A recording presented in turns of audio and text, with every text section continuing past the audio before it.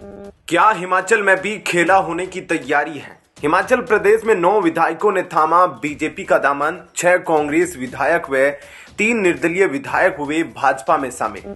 राज्य में लोकसभा के साथ जल्द हो सकते हैं विधानसभा चुनाव। देश में लोकसभा चुनाव की घोषणा हो चुकी है। हिमाचल प्रदेश में 7वें और आखिरी चरण में 4 सीट पर चुनाव होने हैं। लोकसभा चुनाव के साथ प्रदेश में 6 विधानसभा क्षेत्र में उपचुनाव की भी घोषणा हो चुकी है। लोकसभा चुनाव से पहले नेता अपनी पार्टी से वफादारी भूल दूसरे दलों में शामिल हो रहे हैं।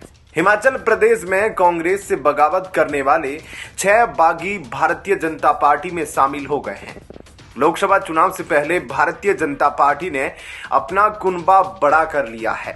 इसे हिमाचल भाजपा के ऑपरेशन लोटस की दिशा में बड़ा कदम माना जा रहा है। हिमाचल प्रदेश में कांग्रेस के सभी 6 बागी विधायक और 3 निर्दलीय विधायक भारतीय जनता पार्टी में शामिल हो गए हैं। इन विधायकों के बीजेपी में शामिल होने के बाद कुल 68 विधानसभा सीटों में से कांग्रेस के पास अब घटकर 34 सीटें हो चुकी है। वहीं बीजेपी की संख्या नहीं बढ़ेगी क्योंकि 6 बागी विधायकों को स्पीकर ने निलंबित कर दिया था और 3 निर्दलीय विधायकों ने इस्तीफा दे दिया है। भारतीय जनता पार्टी में शामिल हुए इन नेताओं ने प्रधानमंत्री नरेंद्र मोदी के नेतृत्व पर अपनी आस्था जताई है।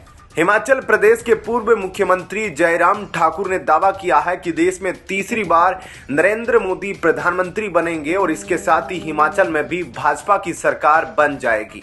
भाजपा में शामिल होने के बाद हिमाचल के बागी विधायक राजेंद्र राणा ने कहा, कांग्रेस सरकार हिमाचल प्रदेश के लोगों से की गई गारंटी पूरी नहीं कर रही है। सीएम तानाशाह बन गए हैं, विधायकों की सुनने वाला कोई नहीं है।